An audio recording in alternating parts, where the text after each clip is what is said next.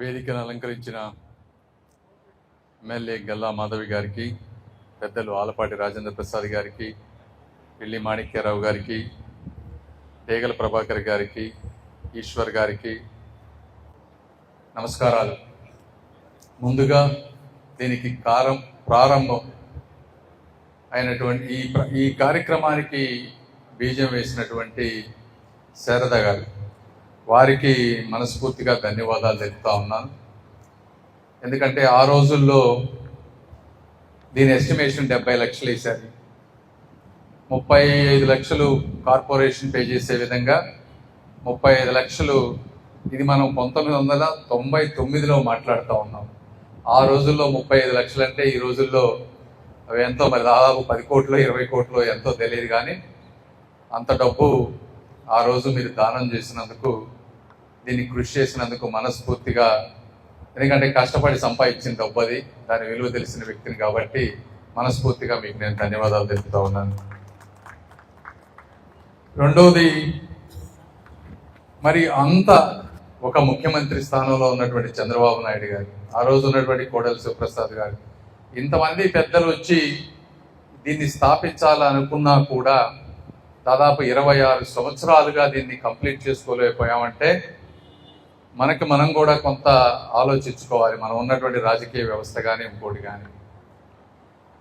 ఎలక్షన్లప్పుడు రాజకీయాలు అవసరం తప్పదు, కానీ ఎలక్షన్లు అయిపోయిన తర్వాత ఎవరైనా సరే ప్రజా సంక్షేమం గురించి మాత్రమే ఆలోచించాలి. దురదృష్టవశాత్తు చేసుకోలేకపోయాం. అయితే మళ్ళీ ఈరోజు ఎలక్షన్ అయిన దగ్గర నుంచి మొట్టమొదటిగా ఈ సమస్యను నా దగ్గరికి తీసుకొచ్చినటువంటి వ్యక్తులు గల్లా మాధవి గారు, అదేవిధంగా గల్లా రామచంద్రరావు గారు, వీళ్ళిద్దరు తీసుకొచ్చారు. ఆ రోజు రామచంద్రరావు గారు కూడా ఉండి, అన్న ఇది కట్టి పరిస్థితుల్లో చేసి పెట్టాలి, ఇది చాలా ఇంపార్టెంట్ మాకని చెప్పారు. ఇందాక మాధవి గారు చెప్పినట్టు ఆ రోజున మేయర్ గారు తెలుగుదేశం పార్టీ, కూటమి పార్టీకి సంబంధించినటువంటి వ్యక్తులు కాదు, మనకు మెజారిటీ కూడా లేదు. తర్వాత మేయర్గా వచ్చినటువంటి కోవెలమూడి రవీంద్ర గారు, అదేవిధంగా మన కార్పొరేటర్లు అందరూ కలిసి దీనికి ముందుకు తీసుకెళ్లే విధంగా ప్రయత్నం చేశారు.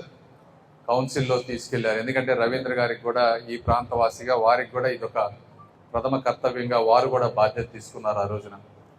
తర్వాత అది గవర్నమెంట్ దగ్గరికి వెళ్ళినప్పుడు ఒక చాలా విధాలుగా దాని గురించి అక్కడ మున్సిపల్ కమిషనర్ కానీ ఇంకోళ్ళు కానీ చేసిన విధానం కేవలం కౌన్సిల్లో చేసి ముందుకు వెళ్తే దీనికి చట్టబద్ధత ఉండదు. నేను కూడా అప్పుడే కొత్తగా రాజకీయాల్లోకి వచ్చాను కాబట్టి నాకు కూడా అన్ని ప్రొసీజర్లు కరెక్ట్గా తెలియకపోవటం వల్ల అక్కడికి వెళ్ళింది. అక్కడ కమిషనర్ గారితో మాట్లాడిన తర్వాత, సెక్రటరీ గారితో మాట్లాడిన తర్వాత, దీన్ని ఒక ప్రొఫెషనల్గా మీరు టెండర్ వేసి సిస్టమేటిక్గా చేయాలి అని చెప్పారు. చెప్పిన వెంటనే ఈలోపు ఇవన్నీ చేయడానికి 1 సంవత్సరం పట్టింది. తర్వాత మయూర్ అశోక్ గారు వచ్చారు. అశోక్ గారు కూడా చాలా నిజాయితీ కలిగినటువంటి కమిషనర్, కష్టపడేటువంటి కమిషనర్. నేను రాష్ట్రంలో ఎత్తుక్కొని మరీ తెచ్చుకున్నటువంటి కమిషనర్ ఆయన. ఈ సందర్భంగా మొన్న కమిషనర్ గారి ఆఫీస్లో కొంతమంది వాళ్ళకి ఏదో ఇబ్బంది జరిగిందని చెప్పి గొడవ చేశారు.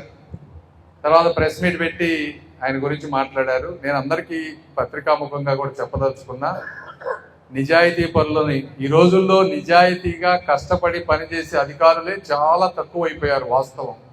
అలాగా ఉన్న 1-2 నిజాయితీ పనులను కూడా మాట్లాడితే ఈ సమాజంలో మంచి చేయడానికి ఎవ్వరు మిగలరు కూడా అని మీ అందరికీ నేను తెలియజేస్తా ఉన్నా. దయచేసి మీకు ఎటువంటి ఇబ్బందులు ఉన్నా, తెలుగుదేశం కానీ జనసేన బీజేపీ నాయకులకు ఎవరికైనా సరే మీకు ఏ ఇబ్బందులు ఉన్నా ఎమ్మెల్యే గారి దగ్గరికి వెళ్ళండి, మా దగ్గరికి రండి.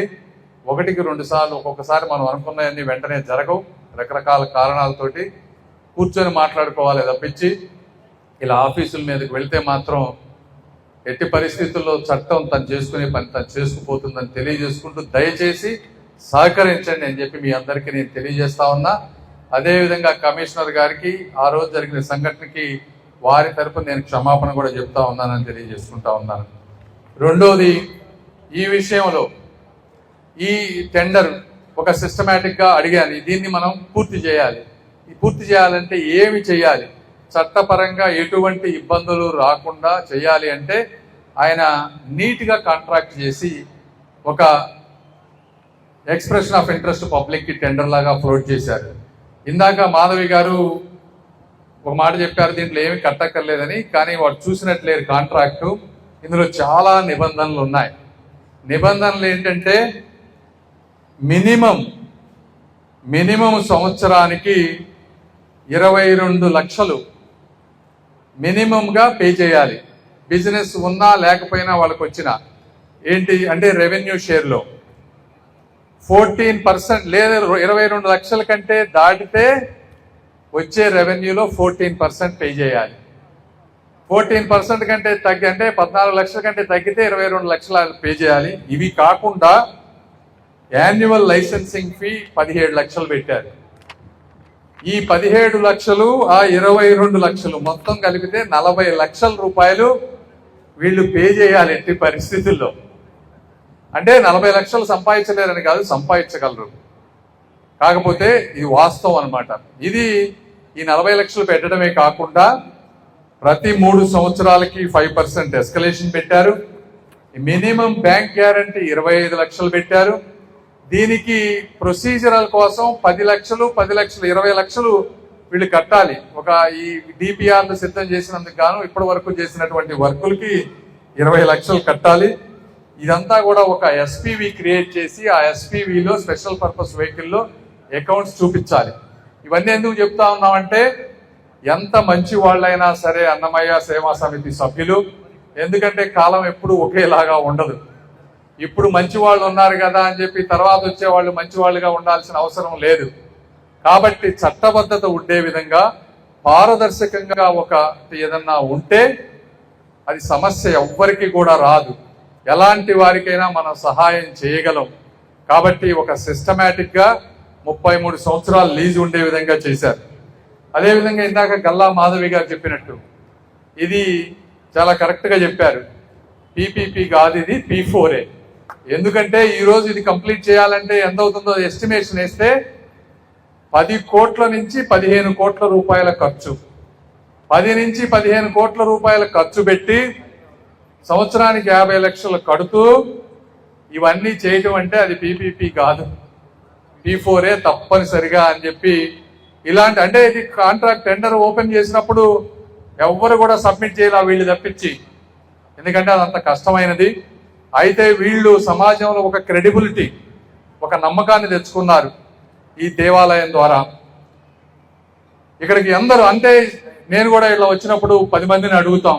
అందులో ఉన్న వాళ్ళకి ఒక్కళ్ళకి కూడా మచ్చలేదు, సొంత లాభం లేదు, సేవ చేయటం తప్పించని తెలుసుకున్నాక వీరి కోసం ఎంత దూరం అయినా వెళ్ళి నిలబడదాం అనుకున్నాం. అలా నిలబడే ఈ రోజున దీనికి ఒక మనిషిని పెట్టి మరి అన్నీ కూడా తీసుకొని వచ్చి ఈరోజు చేసాం. మయూర్ గారు కూడా, అశోక్ గారు కూడా చాలా తొందరగా దీన్ని కంప్లీట్ చేశారని వారికి కూడా నేను మనస్ఫూర్తిగా ధన్యవాదాలు తెలుపుతా ఉన్నాను. అదేవిధంగా ఇది 2 సంవత్సరాలు టైం పెట్టారు కంప్లీట్ చేయడానికి. అయితే దానికంటే ముందే కంప్లీట్ చేసి ఇందాక మీరు చెప్పినట్టు ఒక మంచి రవీంద్ర హైదరాబాద్ అంటే ఎన్నో కన్వెన్షన్ సెంటర్లు ఉన్నా కూడా గుర్తుండేది ఒక రవీంద్ర భారతి. ఎందుకంటే అందులో కల్చరల్ ప్రోగ్రామ్స్ కానీ ఇవన్నీ ఉన్నాయి. కాబట్టి అదే విధంగా అద్భుతంగా చెందాలి. అలా అని చెప్పి ఇప్పుడు ఖర్చులు ఉన్నా కూడా, ఎందుకంటే ఇట్లాంటి మంచి మంచి కళ్యాణ మండపాలు వస్తే కాంపిటీషన్ పెరుగుతుంది సమాజంలో. కాంపిటీషన్ పెరిగి అవైలబిలిటీ పెరిగినప్పుడు ఆటోమేటిక్గా ఖర్చులు కూడా తగ్గుతాయి. ఇది అల్టిమేట్గా మధ్యతరగతి పేద ప్రజలకు ఉపయోగపడుతుందని మీ అందరికీ నేను తెలియజేసుకుంటూ ఉన్నాను. నాకు ఎటువంటి ఇది లేదు, వీళ్ళు తప్పకుండా ఒక అద్భుతంగా దీన్ని తయారు చేస్తారు. 1-1.5 సంవత్సరంలో వచ్చి దీన్ని మళ్ళీ ఓపెన్ చేసుకుంటాం. ఎందుకంటే నేను ఎప్పుడు చెప్తా ఉంటాను, ఈ రాష్ట్రంలో ఏ శిలాఫలకం పడిందన్నా, ఒక ప్రాజెక్టు పూర్తయిందన్నా తెలుగుదేశం పార్టీ ప్రభుత్వంలోనే జరిగింది. దానికి ఉదాహరణ ఆ రోజు వేసినటువంటి చంద్రబాబు నాయుడు గారి శిలాఫలకం. మళ్ళీ కంప్లీట్ చేయబోయేది కూడా మేమే అని మీ అందరికీ తెలియజేసుకుంటూ మరొకసారి అదేవిధంగా నార్ల వెంకటేశ్వరరావు గారి గురించి చెప్పారు. ఒక మంచి ఫియర్లెస్ ఎడిటర్. ఆ రోజు తను అనుకున్న సిద్ధాంతాల కోసం ఎమర్జెన్సీ పీరియడ్లో కానీ ఇంకొక పీరియడ్లో కానీ పోరాడి ఈ విధంగా తెచ్చుకుంటే, అంటే సమాజం కోసం బతికినప్పుడు మాత్రమే ఇలాంటి మంచి మంచి వాటికి వారి పేర్లు వస్తాయని తెలియజేసుకుంటూ, ఇలాంటి వారిని ఈ ప్రాంతంలో పెరిగే వాళ్ళందరూ కూడా స్ఫూర్తిగా తీసుకొని మంచి కార్యక్రమాలు చేయండి. తప్పనిసరిగా ఆఖరిగా మంచి కార్యక్రమాలు చేసే వాళ్ళకి, మంచి మనసున్న వాళ్ళకి, మీరు ఒక్కళ్ళే ఉన్నా అవతల 1000 మంది ఉన్నా మీ ఒక్కరికి ఓటు లేకపోయినా కూడా మీ పక్షానే నిలబడతామని తెలియజేసుకుంటూ ఈ మంచి కార్యక్రమానికి నన్ను ఆహ్వానించినందుకు ధన్యవాదాలు తెలుపుకుంటూ సెలవు తీసుకుంటా ఉన్నాను. Thank you.